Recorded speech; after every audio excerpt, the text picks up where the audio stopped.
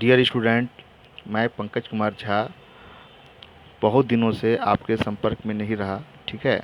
लेकिन अब मैं आपके लिए कुछ लेकर आया हूँ और बहुत से पेरेंट्स का, स्टूडेंट्स का मतलब हमसे पूछा जा रहा था कि कुछ वीडियो लेके आइए, नया वीडियो। तो हम एक छोटा सा वीडियो लेके आए हैं जो बहुत सारे प्रॉब्लम स्टूडेंट को होते हैं उसमें, ठीक है। तो है क्या कि इंग्लिश में ग्रामर ग्रामर एक ऐसा पोर्शन है जो स्टूडेंट के लिए आज भी बहुत ही परेशानी का सबब बना हुआ है, ठीक है। तो हम उसका ही सॉल्यूशन लेकर के आए हैं आपके लिए, और उनमें से उस ग्रामर में से एक पार्ट जिसका नाम वॉइस है, हम वो लेके आए हैं। वॉइस में इंटरचेंज करने के लिए दिया जाता है एक्टिव टू पैसिव। तो सबसे पहले बात तो ये है कि वॉइस को जानने के लिए आपको टेंस का क्लियर होना बहुत ज़रूरी है। लेकिन हम आपको वॉइस के साथ साथ बताने के साथ साथ आपको टेंस भी साथ साथ बता देंगे। और टेंस का जैसे 3 पार्ट है, प्रेजेंट टेंस, पास्ट टेंस और फ्यूचर टेंस, जिसमें कि प्रेजेंट टेंस का 4, पास्ट टेंस का 4 और फ्यूचर टेंस का 4। तो 4 4 4 12 ठो आपको वॉइस के लिए बहुत ज़रूरी हो जाता है। अब प्लस 3 एक्स्ट्रा स्पेशल होता है, तो वॉइस के लिए 15 आप अगर कर लेते हैं, ठीक है, तो आपका वॉइस बहुत अच्छा हो जाएगा। और उसमें से हम एक आज आपका क्लियर करेंगे, ठीक है, जिसमें कि पहला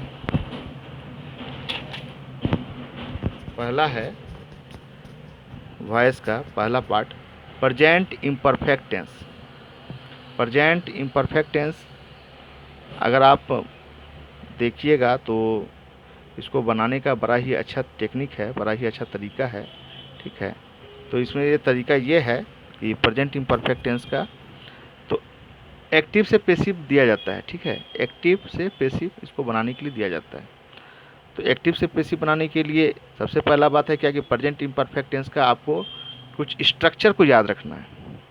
स्ट्रक्चर ये है कि जैसे एक्टिव वॉइस का स्ट्रक्चर ये हो गया, सब्जेक्ट, उसके बाद प्लस इज या आर या एम, तीनों में से कोई एक लगेगा, और उसके बाद वर्ब फोर, और उसके बाद ऑब्जेक्ट, ठीक है।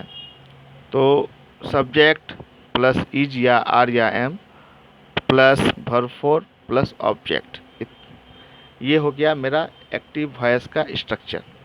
और अब हमको पैसिव वॉइस बनाना है। तो पैसिव वॉइस बनाने के लिए हम लोगों को क्या करना होगा, ऑब्जेक्ट को सब्जेक्ट बनाना है, मतलब ऑब्जेक्ट लास्ट वाले जो है उसको हम लोग को सब्जेक्ट बनाना है। फिर उसके बाद उसके हिसाब से, मतलब अकॉर्डिंग टू ऑब्जेक्ट जो हम सब्जेक्ट बना चुके हैं, उसके हिसाब से इज या आर या एम, तीनों में से कोई एक को यूज करना है। प्लस बीइंग, बीइंग अपने तरफ से यूज करना है। और प्लस वर्ब का थर्ड रूप, थर्ड फॉर्म, और प्लस बाय प्लस सब्जेक्ट। तो सबसे पहला बात यह है कि हम लोगों को दिक्कत ये है कि आखिर इज कहाँ लगेगा, आर कहाँ लगेगा, एम कहाँ लगेगा, ये नहीं पता है। वर्ब फोर होता कैसा है? तो वर्ब फोर तो बहुत इजी है, वर्ब वन में आईएनजी लगा दीजिए, वर्ब फोर हो जाएगा। जैसे ईट, ई ए टी, ईट, ईट मतलब क्या होता है? खाना। तो ईट में आईएनजी लगा दीजिए, ईटिंग, ठीक है। तो ये वर्ब फोर हो जाएगा। तो इसके लिए आपको कुछ टेबल याद रखना है। टेबल में जैसे टेबल वन, फर्स्ट टेबल आपको याद रखना है, ठीक है। इज आर एम जो आप देख रहे हैं, इसके लिए आपको ये टेबल याद रखना है। ये टेबल में क्या है कि आई के साथ एम लगेगा, ठीक है। We, you, they plural subject के साथ आर लगेगा। प्लूरल सब्जेक्ट दैट मीन्स एक से ज़्यादा, ठीक है, दो या दो से अधिक को प्लूरल सब्जेक्ट कहते हैं। और ही, सी, ईट, कोई भी नाम, नाम मतलब मेरा नाम, आपका नाम, सभी का नाम, ठीक है। और सिंगुलर सब्जेक्ट, सिंगुलर सब्जेक्ट मतलब एक ठो, तो उसको हम लोग ईज लगाएंगे। अब यहाँ पे नाम का मतलब एक ही नाम होना चाहिए। अगर मान लीजिए दो ठो, पंकज एंड सौरभ, तो यहाँ पे दो नाम हो गया, दैट मीन्स प्लूरल सब्जेक्ट, इसके साथ आर लगेगा, ठीक है। और सिर्फ सौरभ रहेगा तो हम लोग सिंगुलर सब्जेक्ट में यूज करेंगे, ठीक है। उसके बाद आपको ये टेबल वन याद रखने के बाद टेबल टू, टेबल टू में क्या है? टेबल टू में आपको सब्जेक्ट ऑब्जेक्ट और पॉजिटिव केस, ये तीन चीज़ को आपको याद रखना है। तीन चीज़ में आपको, जैसे सब्जेक्ट को ऑब्जेक्ट में कैसे इंटरचेंज करेंगे, ऑब्जेक्ट को सब्जेक्ट में कैसे इंटरचेंज करेंगे, ये अगर याद रखिएगा तो आपको ज़्यादा बेनिफिशियल होगा। जैसे आई का object me and positive case my, we का object us and positive case our, you का ऑब्जेक्ट यू ही होगा और योर हो जाएगा, ही का ऑब्जेक्ट हिम और हिज, सी का object her and positive case her, it का object it and positive case its, they का object them and positive case their, one का ऑब्जेक्ट कुछ नहीं और ऑब्जेक्ट मतलब पॉजिटिव केस वंस हो जाएगा। और अब हम लोग बना करके देखते हैं। सबसे पहले तो यही फिर से ये स्ट्रक्चर याद कर लेंगे, सब्जेक्ट प्लस इज या आर या am plus verb four plus object. आपको देखना होगा कि इसी फॉर्म में है या नहीं है, ठीक है। तो अब देखिए हम लोग देखते हैं कि आई, पहला क्वेश्चन ले रहे हैं, I am eating a mango. तो इसमें क्या हुआ, पैसिव वॉइस क्या बनाएंगे, देखिए ए मैंगो को उठा के यहाँ ले आएंगे, ए मैंगो और उसके बाद एक ठो आम है ना तो ईज लगेगा। उसके बाद हम बोले थे बीइंग लगाने के लिए, यहाँ देखिए बीइंग बोले थे लगाने के लिए, तो बीइंग लगा देंगे।